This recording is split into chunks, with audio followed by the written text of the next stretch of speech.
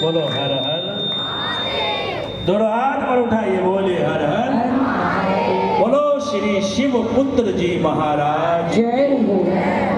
बोलो श्री शिव पुत्र जी महाराज की जय हो। सभी बोलो आया मैं आया बाबा, मैं तो आया मैं आया बाबा, मैं तो आया। हे बाबा, हे महादेव, हम आपकी शरण में आए हैं। सारे गा मादा सारा मगरे सदा सा आया मैं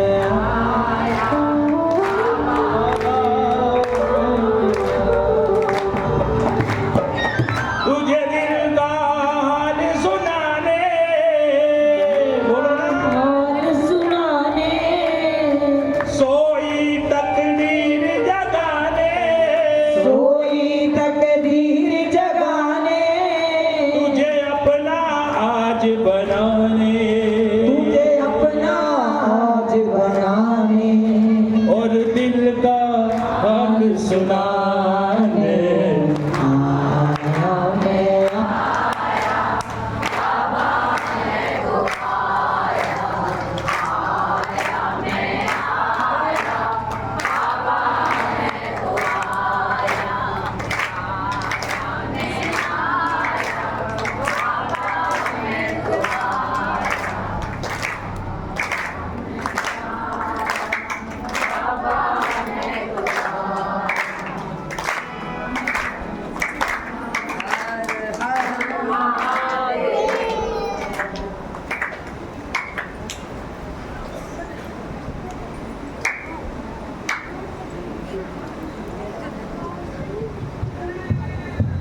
बोलो जी हर हर। हे महादेव, आपके चरणों में आए हैं हम। किसने कहा? ब्रह्मा जी ने। तो भगवान जी ने कहा, हे ब्रह्मा, बस पुष्कर में आपकी पूजा होगी।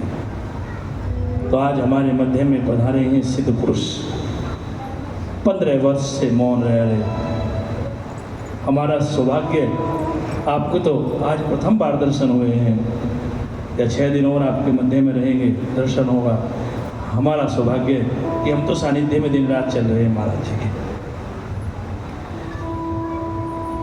कोई दिन खाली नहीं है कि जब कथा नहीं होती। जब भक्त बुलाते हैं तो संगत के बीच में कथा, और भक्त नहीं तो गुरु जी के आश्रम पे कथा। जेडा ब्याह होते सोल ले, जिसका खाएंगे उसका गाएंगे। महाराज जी के साथ रहते हैं तो मम्मी कथा ही चलती है, तो संतों के साथ रहेंगे तो कथा ही होगी। बोलो जी हर हर। आइए चलते हैं कथा के अगले प्रसंग में। शौनक आदि 88,000 ऋषि सूत जी से पूछ रहे हैं, तो महादेव को प्रसन्न करने का नक्षत्र कौन सा है? तो कहा आर्द्रा। वैसे तो सोमवार महादेव की विशेष पूजा होती है, प्रदोष में शिव की पूजा होती है, शिवरात्रि पे शिव की पूजा होती है, लेकिन इन सब में भी यदि आप प्रत्येक महीने में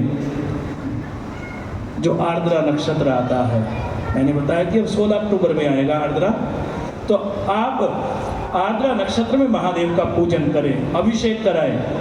मैंने बताया लक्ष्मी प्राप्ति चाहिए तो गन्ने से रुद्र अभिषेक करें आप, तो आपको सब कुछ प्राप्त होगा। एक महादेव ही हैं जो सब कुछ प्रदान करते हैं। देखने में तो कुछ नहीं लगता कि बिल्कुल खाली बैठे हैं, लेकिन क्या नहीं महादेव के पास। चपटी भावूत में खजाना कुबेर का, बखान क्या करूं मैं राखों के ढेर का। है गंगा और मुक्ति द्वार तू आया शरण तिहारी हमें पार तार तू। महादेव भक्तों को कभी तूने निराश ना किया,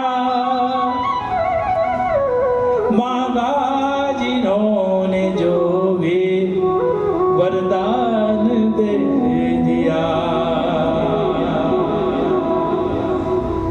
है ओंकार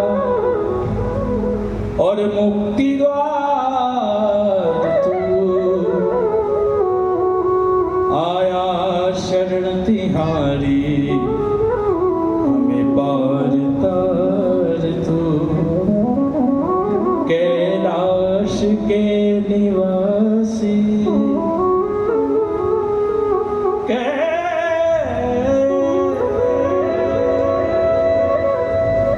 कैलाश के निवासी नमो बार बार हूँ आया शरण तिहारी हमें पार तार तू। तो आप आर्द्रा नक्षत्र में महादेव का पूजन करें। ब्रह्मा से कहा वैसे तो मंदिरों में पूजा नहीं होगी, लेकिन ब्रह्मा ने जब अनुग्रह किया महादेव से, तो महादेव ने कहा कि जब कोई अनुष्ठान होगा, पितृयज्ञ होगा, पितृ अनुष्ठान होगा, गायत्री अनुष्ठान होगा, महामृत्युंजय अनुष्ठान होगा, तो जब विप्र अनुष्ठान करेंगे तो एक विप्र को जब तक ब्रह्मा नहीं बनाया जाएगा तब तक वो अनुष्ठान पूरा नहीं होगा। तो जब अनुष्ठान में बैठते हैं एक आचार्य ब्रह्मा बनते हैं, ये ब्रह्मा जी हैं।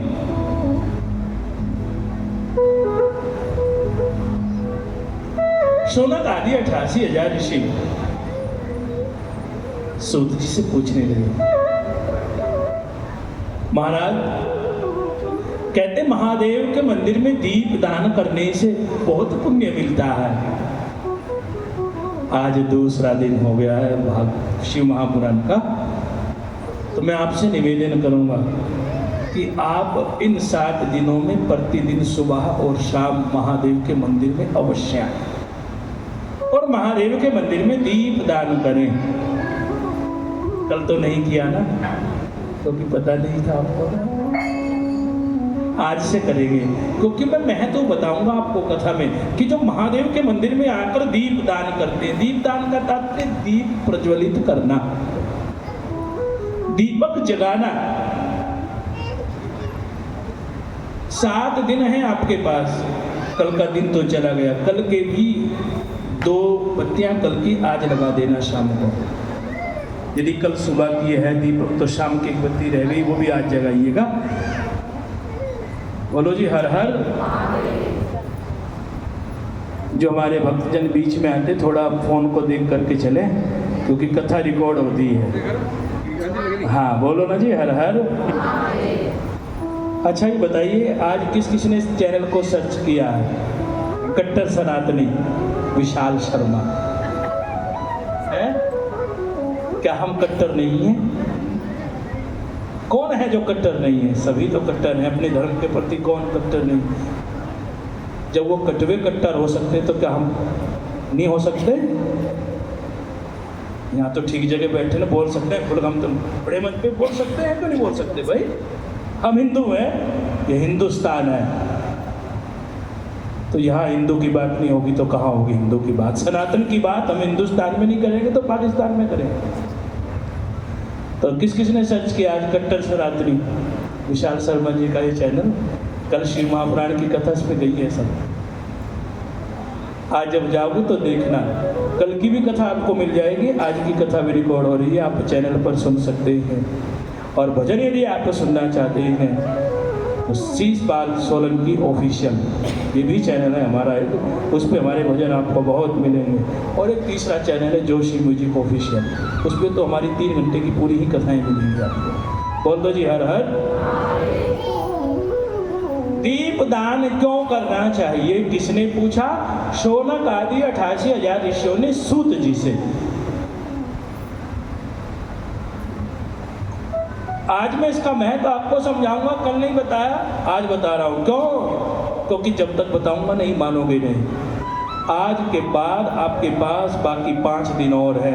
प्रतिदिन महादेव के मंदिर में आइए, दोनों टाइम हाजिरी लगाइए, तभी शिव पुराण का फल मिलेगा पूरा। शौनक आदि 88,000 ऋषियों ने कहा सूती से अच्छा महाराज क्या होता है दीपक जलाने से मंदिर में? तो कहा ये कथा है कामपिल्य नगर की।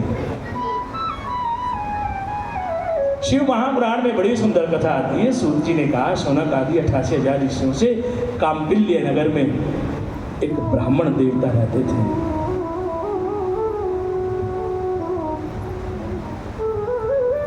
अब ब्राह्मण का काम तो पूजा पाठ कर्म कांड करना है।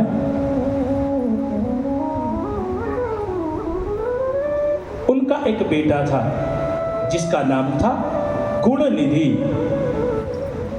सीधा सीधा स्वर लगा।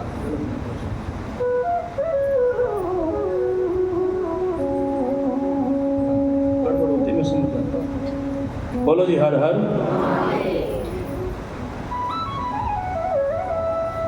एक कामपिल्य नगर में ब्राह्मण देवता रहते थे, कर्म कांड करते थे, जीवन यापन करते थे। ब्राह्मणों को तो काम है पूजा पाठ करना, कथा सुनाना, सुनना, 6 काम है ब्राह्मणों के जो शास्त्र में आए हैं। वैसे तो हम कुछ भी करें, आज तो दौर बदल गया है, सबने अपना अपना काम छोड़ दिया है। कोई कुछ कर रहा है क्योंकि पैसा ज्यादा कमाना है ना, लेकिन शास्त्र में ब्राह्मण के 6 काम हैं।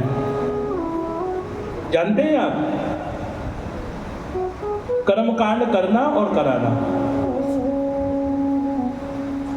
2 हो गए। अपने आप भी करें और यजमान से कराएं। आगे विद्या अध्ययन करना और विद्या का दान देना, लोगों को कथा सुनाना, कथा सीखना और सुनाना, 4 हो गए। और आगे दान लेना और दान देना, ये ब्राह्मणों के 6 काम।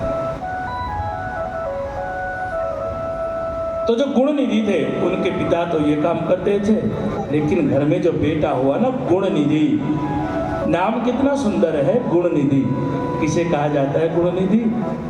गुणनिधि का अर्थ क्या होता है? हनुमान चालीसा पढ़ी है आपने? किस किस ने पढ़ी है हनुमान चालीसा? सब जानते हैं। तो उसमें एक चौपाई आती है, अष्ट सिद्धि 9 निधि के दाता, असवर दीन जानकी माता। सीता जी ने आशीर्वाद दिया हनुमान जी को जब वो सिंदूर लगाया था ना हनुमान जी ने। सीता जी एक बार श्रृंगार कर रही थी, हनुमान जी महाराज आ गए। बोलो जी हनुमान जी महाराज की, बोलो पंचमुखी हनुमान जी महाराज की। सीता जी श्रृंगार कर रही थी, तो हनुमान जी तो भगवान राम जी के दास हैं, सेवक हैं। तो हनुमान जी आए, माता ये क्या कर रही हैं आप? तो सीता जी ने कहा श्रृंगार कर रही हूँ। इससे क्या होता? बड़े भोले हैं हनुमान जी। तो सीता जी ने कहा कि इससे स्वामी प्रसन्न होते हैं, पति खुश रहते हैं। अच्छा ठीक है। और जब श्रृंगार कर रही थी सीता मैया, तो सीता मैया जी अपनी मांग को भरने लगी, मांग में सिंदूर लगा रही थी। हनुमान जी ने कहा ये मांग में सिंदूर क्यों भर रही हो मैया? इससे क्या होता है? पहले इससे क्या होता है? और इससे पति की आयु लंबी होती है। आज किसी से पूछा किसी ने, आज आयु पति की कम क्यों होती जा रही है? पहले मांग ही नहीं भरते, केवल आगे आगे माथे पे रखती है मांग महिला, तो भरता है। ये भी फैशन हो गया है। करवा चौथ वाले दिन व्रत रखते हैं इसलिए कि हमारे पति की आयु लंबी हो। पूरे साल की मांग भरते हैं क्या? नहीं भरते, केवल यहाँ रखते हैं आगे माथे पर, दिख जाता है कि मांग भर गई है। हनुमान जी ने कहा मांग क्यों भर रही हो मैया? तो सीता जी ने कहा ये तो मैं इसलिए भर रही हूँ जो तुम्हारे स्वामी है ना उनकी उम्र बहुत लंबी हो जाएगी। हनुमान जी ने कहा अच्छा। तो हनुमान जी आए और सोचने लगे जब इतना सिंदूर लगाने से राम जी की आयु लंबी होती है, क्यों ना मैं अपने पूरे शरीर पे ही सिंदूर लगाऊं, मेरे स्वामी की आयु बहुत लंबी होगी। तो पूरे शरीर पर सिंदूर लगाया हनुमान जी ने। तो उस समय सीता जी आ गई। सीता जी ने कहा what is this? Hanuman ji ने क्या किया आपने? माता जी मैंने तो आपको देख कर किया। क्या? आपने भी तो मांग में सिंदूर लगाया था। सीता जी कहने लगी तुमने तो पूरे शरीर पर ही सिंदूर लगा लिया हनुमान। तो कहा माता जब आपके छोटा सा सिंदूर लगाने से आप कह रही है कि स्वामी की आयु लंबी होती है, मैंने तो इसलिए पूरे शरीर पर लगाया है। मैं चाहता हूँ कि मेरे प्रभु की आयु इतनी बड़ी हो जाए कि कभी खत्म ही ना। सीता जी प्रसन्न हो गई, आंखों से आंसू बहने लगे। रे हनुमान तेरी भक्ति इतनी उत्तम।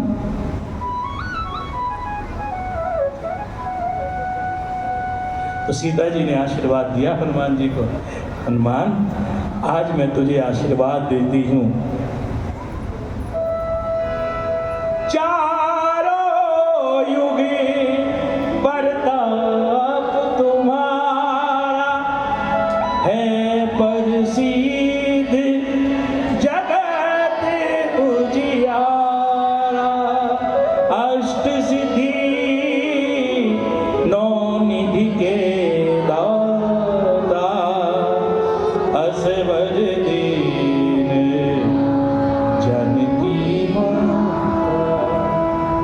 अष्ट सिद्धि और नौ निधि, तो ये जो शिव महापुराण में आया है, जो ब्राह्मण पुत्र है इनका नाम है गुण निधि। गुण निधि, निधि कहते हैं खान, खजाना। नाम तो गुण निधि था। गुणवान तो जो गुणवान होता है उसे कहा जाता है गुण निधि, लेकिन गुण निधि में एक भी गुण नहीं था, अवगुण ही अवगुण भरा हुआ था। और हम तो परमात्मा से कहते भी हैं मेरा अवगुण भरा शरीर प्रभु जी कैसे तारोगे, लेकिन गुण निधि ने कभी नहीं कहा। घर में पिता परेशान हो गए। पिता ने कहा बेटा आपका जन्म ब्राह्मण परिवार में हुआ है, आप अपने व्यवहार को बदलें, अपनी संगति को बदलें। परिवार वाले भी एक बार समझाएंगे, दो बार समझाएंगे, और यदि ना माने तो फिर क्या कहेंगे? As you wish. करनी आपे आपने के नेड़े के दूर, चंगियाइयां बुरियाइयां वाचे धर्म दूर।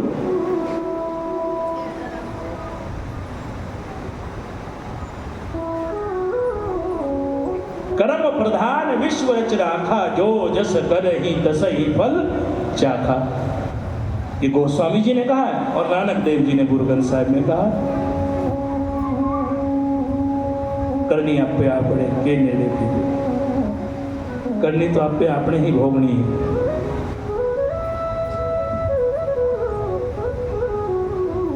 गुरु ग्रंथ साहिब में नानक देव जी ने लिखा कि अव्वल अल्लाह नूर उपाया, कुदरत दे सब बंदे। अव्वल अल्लाह नूर उपाया, कुदरत दे सब बंदे। एक ही नूर दे सब जग उपजा, कौन बड़े कौन मंदे। एक नूर दे सब जग उपजा, कौन बड़े कौन मंदे। राम जप्यो जी ऐसे ऐसे, और ध्रुव प्रहलाद जप्यो हरि जैसे। जा जिस भावे ता हुक्म सुनावे, इस बेड़े को पार लगा। तो नाम तो था गुण निधि, लेकिन गुण तो एक भी नहीं था। परिवार वालों ने कहा जब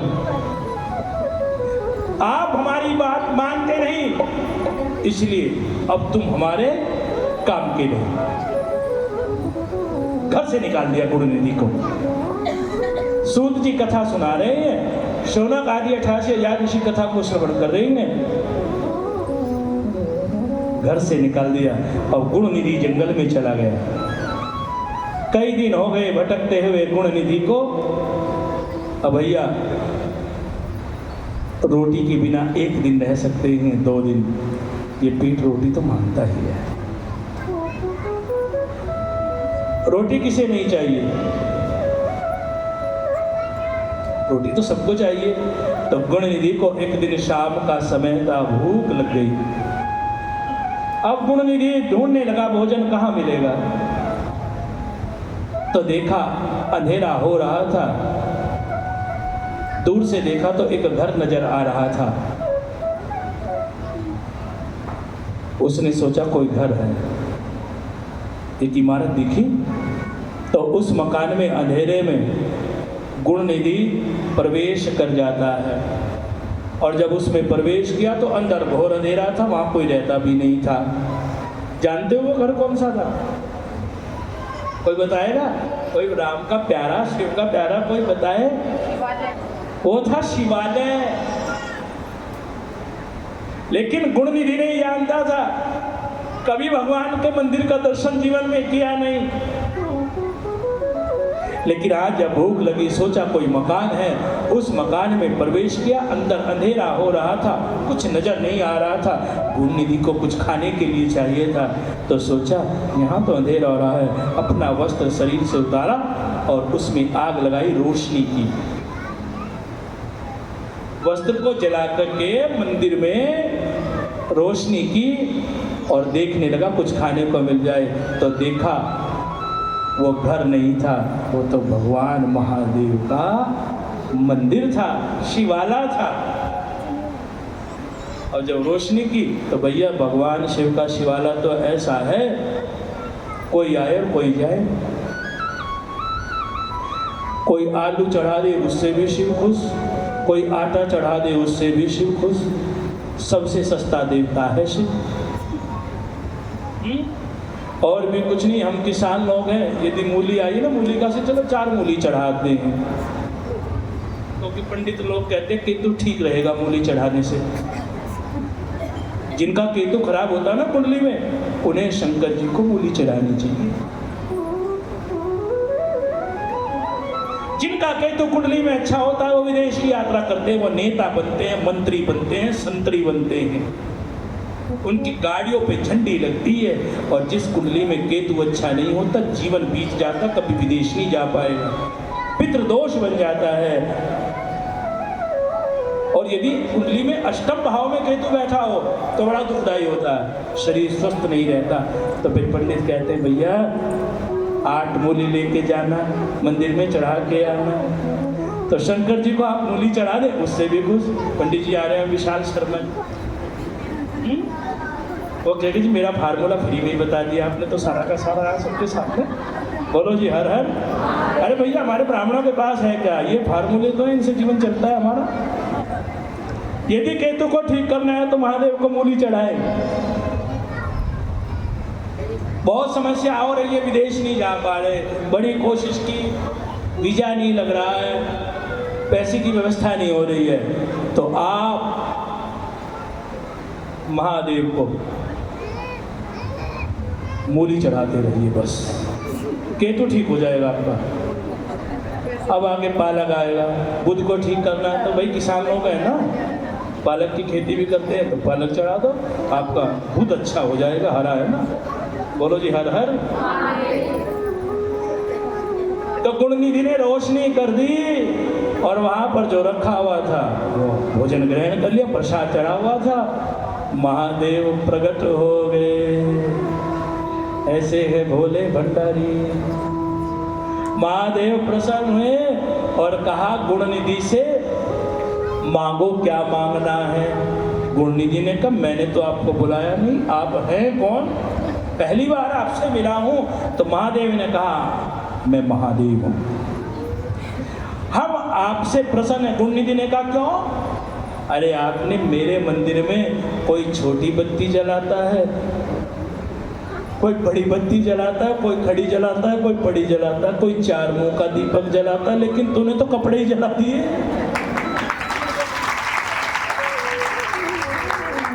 अरे तूने तो अपना वस्त्र जलाकर मेरा दीपदान किया है। आई एम हैप्पी,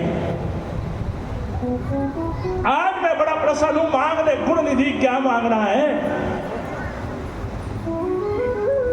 तो गुणनिधि ने कहा बस भगवान महादेव सदैव आपकी कृपा बनी रहे। तो महादेव ने कहा मेरी कृपा सदैव तुम पर रहेगी गुणनिधि।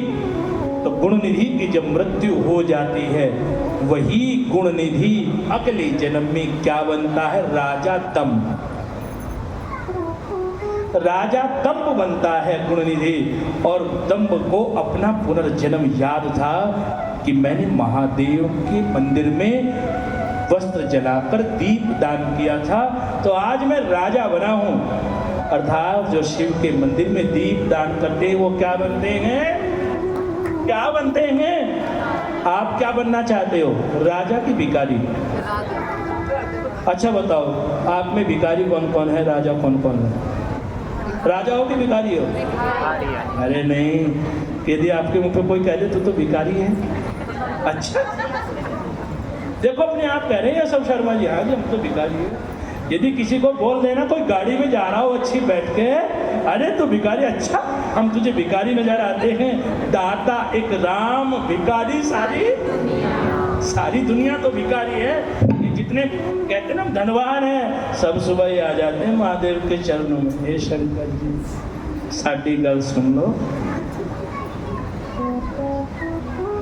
80 भी तन्नों कुछ कहना है। बोल दो जी, हर हर। राजा दंभ बना, पुनर्जन्म याद आ गया। तो जो अपनी प्रजा थी, राजा दंभ ने प्रजा के घर घर में घी वितरण किया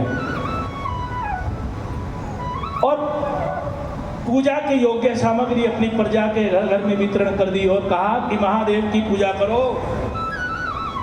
यदि जीवन में सब कुछ पाना है तो एक देवता महादेव है जो तुझे सब कुछ देता है। एक लोटा जल, और वो भी घर से भर के लाने की जरूरत नहीं, यही टंकी लगी हुई है। घर से कौन कौन लाता है जल? आधे तो यही लगा दी। ये बहुत बढ़िया व्यवस्था की है देवी जी ने यहाँ। मैंने भी जल चढ़ाना था ना, चलो जी जल कहाँ कहना, टेंशन मतलब शंकर जी के पास वहीं लगी हुई है टंकी, जल भरो और चढ़ा दो। एक शंकर जी हैं, उन्हीं के मंदिर के नलके से जल ले लो, चढ़ा दो, महादेव प्रसन्न हो जाते हैं। राजा दंभ ने कहा कि मेरे राज्य में जब तक जो भी प्रजा है, जब तक मैं हूँ, महादेव के मंदिर में कभी अंधेरा नहीं होना चाहिए, महादेव की पूजा होनी चाहिए। इतनी पूजा कराई राजा दंभ ने अपने साम्राज्य में। सब महादेव की पूजा करे। जटाटवी गलज्वर प्रवाह पावी तस्थले ग्रेव लंबे लंबिताम भुजंग तुंग मालिकाम डमट डमट डमट डमन्निनाद वड्डवरम चकार चंड तांडवम तनोतु न शिवम शिवम तनोतु न शिवम शिवम। शिव की पूजा हो रही है। इतना पुण्य मिला राजा दंभ को। अगले जन्म में वो राजा दंभ क्या बना? पहले गुणनिधि था, अगले जन्म में राजा दंभ बना है। और जब तीसरा जन्म हुआ ना उस गुणनिधि का, महादेव इतने प्रसन्न हुए कि उसको कुबेर बना दिया। सारे धन का मालिक है कुबेर। वैसे तो लक्ष्मी जी हैं, लेकिन लक्ष्मी जी का अधिकार भी कहा कि भैया कुबेर जी आपको ध्यान रखना है, इसको क्या देना है। भंडारी बना दिया कुबेर ने, कुबेर को भंडारी ने। लेकिन सुनो, जब व्यक्ति के पास पैसा आ जाता है ना, सबसे पहले क्या करता है? जब तक पास कुछ नहीं होता तो रोज मंदिर में आता है, हे भोलेनाथ सुन ले मेरी बात। और जब काम बन जाता है, मतलब निकल गया तो पहचानते नहीं। बोलो ना हर हर, मतलब निकल गया तो पहचानते नहीं, और ऐसे जा रहे हैं जैसे जानते नहीं। जब तक काम नहीं बनता, जब तक तो हर हर महादेव, और जब काम बन गया तो वही काम है हमारा, जैसा नेताओं का होता है ना, जब तक जीतते नहीं। अब इलेक्शन आएगा 2024 में, तो तब हम क्या कहेंगे? घर घर आएगा नेता, माता जी, बहन जी, दीदी जी, और मैया भी खुश। अरे देख कितना बड़ा नेता भी मुझे माँ कह रहा, मेरी बहन, मुझे बहन बना लिया है। किसी को बहन, किसी को माता, किसी को दीदी, कोई चाची, कोई दादी। और जब काम बन जाता है फिर जाके मिलना, मैं तेरी बहन हूँ, अंदर ही वाली, तुम वहाँ आया था। अब तू नेता बन गया, साड़ी वर्दी सुन ले। तो फिर नेता क्या कहता? बहन जी पहचाना नहीं। अरे हल्दरी आए नहीं थे तुम हमारे यहाँ, ठंडे पानी का इंतजाम किया था।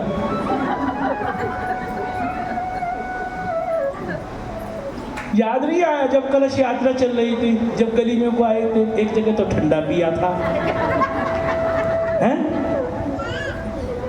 एक जगह ठंडा पिया था ना, वो वाली बहन जी नहीं, हम उससे आगे एक जगह बाल्टी में और पानी रखा हुआ था कलश यात्रा में। कुछ याद आया कि नहीं आया? किसे याद है? दुनिया देखी है। तो कुबेर ने भी यही गलती की। अब कुबेर को महादेव ने बना दिया भंडारी। असको जन्मा जगमाही, प्रभुता पाई जिसे मद नाही। जब पैसा आता है, इंसान की सबसे पहली विशेषता है वो सबको भूल जाता है। एक गरीब आदमी बहुत ज्यादा दान कर देता है, जितना बड़ा से उतना ही कम खर्च करने लगता है, क्योंकि 90,000 हो गए, 10,000 हो जाए तो 1 लाख हो जाएंगे। अरे भाई शिव पुराण हो रही है, कुछ दान वान कर लो। और घर में रखे भी हैं 5,000, अरे नहीं 90 पड़े हैं खाते में, 5 ये रखे, 5 और कहीं से करेंगे कलेक्ट, 1 लाख हो जाएंगे। हम तो लाखों के चक्कर में पड़े हैं।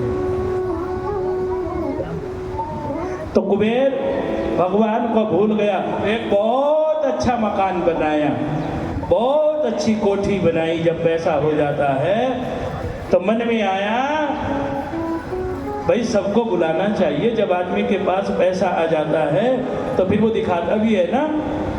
बोल दो जी हर हर। कथा का टाइम क्या है? 1:30 से 4:30 और 3 बज करके 40 मिनट होगी। 4 बजे तक का टाइम मेरा है। उसके बाद महाराज जी का प्रवचन, महाराज जी का बहुत सुंदर संदेश है, वो भी आपको सुनेंगे। क्योंकि 4:30 बजे फिर आरती, वही घर जाते जाते आपको 5 बज जाते हैं। और 5 बजे काहे का टाइम हो जाता है? तार।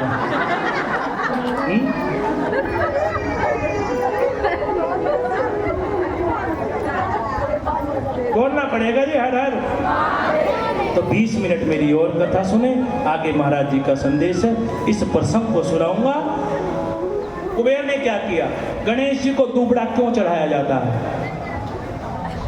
एक गणेश जी हैं जिनको जितना दुबड़ा चढ़ाओगे उतने ज्यादा प्रसन्न होंगे। लेकिन कौन से दिन चढ़ाना चाहिए ये भी बताऊंगा आपको। बहुत अच्छा मकान बन गया कुबेर का। तो कुबेर ने सोचा कि कुछ भोजन व्यवस्था करनी चाहिए। सब देवताओं को निमंत्रण दिया। और बच्चों को ना थोड़ा जल्दी रखा करो जी, बार बार आते हैं ना दर्शों, जब फिर दिक्कत होती है। बोलो जी हर हर। बहुत सुंदर मकान बन गया, सबको निमंत्रण दिया। लेकिन किसे निमंत्रण नहीं दिया जानते हो? कुबेर ने महादेव को निमंत्रण नहीं दिया। अक्सर हम उसे ही भूल जाते हैं जो कभी हमें बहुत हेल्प करता है। क्योंकि जब हम बड़े बन जाते हैं ना तो बड़े लोगों से मित्रता हो जाती है, छोटों को भूल जाते हैं।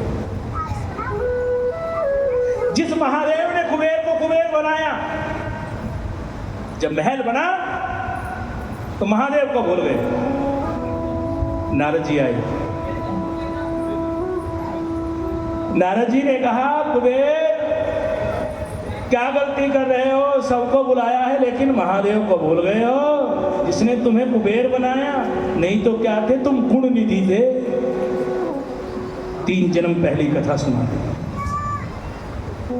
कुबेर क्या तुम्हें याद नहीं महादेव, चपटी भभूत में है खजाना कुबेर का। ये जितना सारा खजाना है ना, ये तो महादेव की भभूत में है। कुबेर ने पश्चाताप किया और सोचा गलती हो गई, भूल गया हूँ। महादेव के पास आए। कहाँ पर आए महादेव, कहाँ रहते हैं? बोलो जी, अविनाशी आश्रम में बैठे। अब तो महादेव जी, कैलाश तो है ही उनका मुख्य ठिकाना। कैलाश पर्वत पर आ गए। महादेव को क्रोध आ रहा था, अच्छा सबको बुलाया, हमें नहीं बुलाया। तो महादेव जी ने कहा देखो हम तो नहीं आ पाएंगे, क्योंकि गुस्सा था ना। कुबेर ने जब निवेदन किया बार बार, हे महादेव आना पड़ेगा, महादेव आना पड़ेगा, तो कहा चलो मैं तो नहीं आऊँगा, मेरा बेटा है गणेश,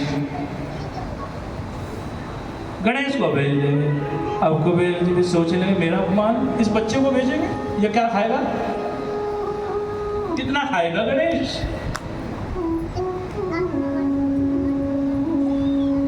ठीक है, अब भैया वो फंक्शन शुरू हुआ, उत्सव शुरू हो गया। शाम का समय मानो कि उत्सव का था। गणेश जी तो 2 घंटे पहले पहुंच गए। मानो कि दोपहर का 12 बजे का आपने भोज रखा हुआ है, तो गणेश जी पहुंच गए 10 बजे। अब भोजन का जो समय होता है उसी समय व्यवस्था होती है। गणेश जी आए, कुबेर ने देखा। कुबेर की धर्मपत्नी ने कहा आ गए तो क्या हुआ, चलो अच्छी बात है, जो मेहमान पहले आ रहा पहले भोजन करा दो, जो बाद में आएगा बाद में करेगा। जितनी जल्दी काम निपट जाए उतनी जल्दी अच्छा। कुबेर भोजन कराने लगे। किसको भोजन करा रहे हैं? गणपति को। किसको भोजन करा रहे हैं? जोर से बोलिए। देखो कितना सुंदर सौभाग्य, किसी किसी को सौभाग्य प्राप्त होता है संतों का भोजन करने का, ब्राह्मणों का भोजन कराने का। इसे बड़े भाव से कराना चाहिए। संतों का भोज रखा है तो आदर से उनका निमंत्रण दीजिए, ब्राह्मणों का निमंत्रण दीजिए और भोजन कराइए। भोजन आपने बनाया है। एक और बात सुनो, ब्राह्मण को भोजन कितना भी अच्छा खिला दें, यदि बाद में दक्षिणा नहीं तो कुछ नहीं है। अच्छे अच्छे भोजन करा दिए आपने, मटर पनीर बनाई, रसमलाई बनाई, पंडित जी भोजन कैसा लगा? बहुत अच्छा, बहुत अच्छा, बहुत अच्छा। बाद में देखते दक्षिणा भी दी है कि नहीं दी है। मुंह पे कहेंगे अच्छा लगा, दक्षिणा दी ना, कुछ नहीं। ब्राह्मण कहते हैं भोजन भी चाहिए और साथ में दांत घिसाई भी चाहिए, दक्षिणा भी तो चाहिए। तो आज गणपति जी का